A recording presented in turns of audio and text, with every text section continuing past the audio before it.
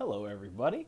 Have another draft review. Got to play Eldritch Moon this time, so kind of a fun draft. There was a lot more people. I think there was 12 people total or 11 people. So we were able to actually have two pods, and it was a lot of fun. I wanted to kind of go over what I got. Again, just to kind of recap from my last video, my store, my local gaming store, does very limited price support when it comes to the drafts. They just discount the packs considerably, so you're paying $9 for your 3 packs, and beyond that, you end up getting a foil promo card, usually from Friday Night Magic. So that's what I picked up this time.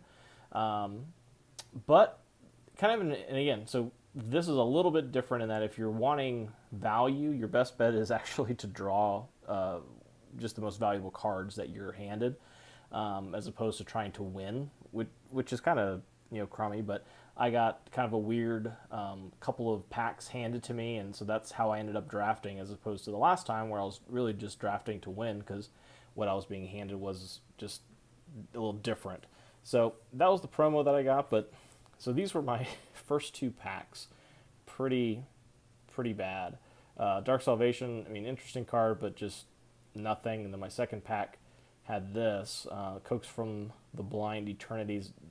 I mean, just really nothing I can do with either of those cards based on what was going on. I ended up drafting blue-white with kind of going for flyers. This is what I had for artifacts, Terrarian. And the only reason I really was running this, of course, was for the card draw, but also had this guy, that Extended Mindbender, and I needed to get that 2 black mana. It actually did come up in a couple of games where I was able to blow the Terrarian for 2 black and then emerge this guy out, so that was pretty cool. So those two worked really well together. The rest of the artifacts, actually this never came up. A couple of counter spells, nothing too crazy. They were both useful though when I had them. There was somebody else on the table drafting blue, so every time I passed a counter spell in favor of a creature, it never made it back around. So had 3 of these guys in the deck. I used Tattered Haunter. That was kind of my early game pressure. Problem was that it couldn't block, so that really kind of hurt me in a bunch of the games. Only got 1 of these Sigardian Priests. Very useful though to be able to tap down opposing creatures, but of course only had 1.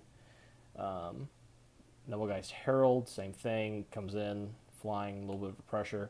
These guys were pretty good. Being able to pump them was quite useful. They were swinging for quite a bit of damage.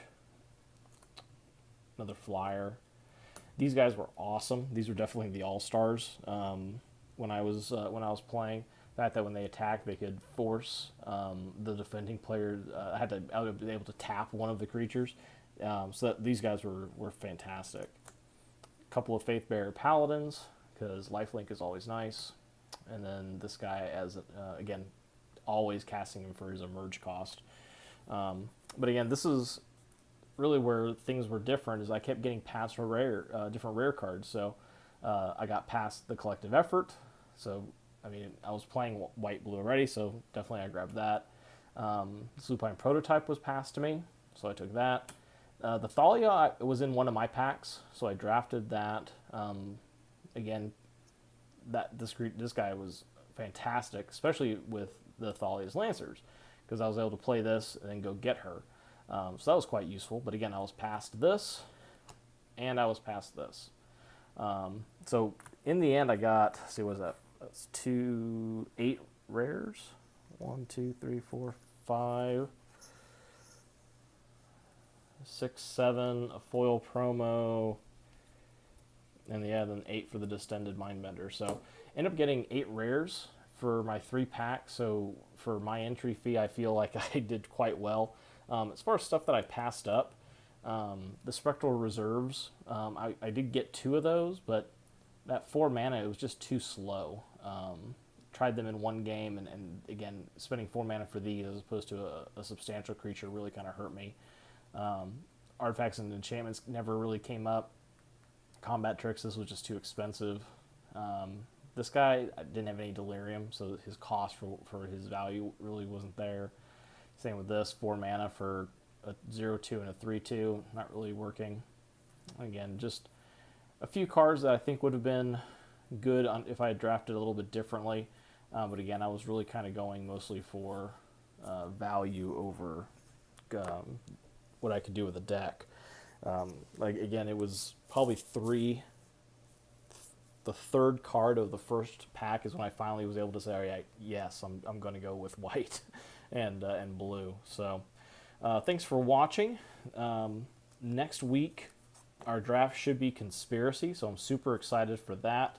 I'm pretty sure everyone's going to be grabbing whatever rares in their pack, so there probably won't be as much drafting for value as opposed to trying to actually put together some very competitive decks. So it should be fun. Very excited about that. And thanks for watching this. Oh, and based on today's date, I did get something a little early that I probably shouldn't show off, but I'll be opening these up later tonight. Thanks for watching.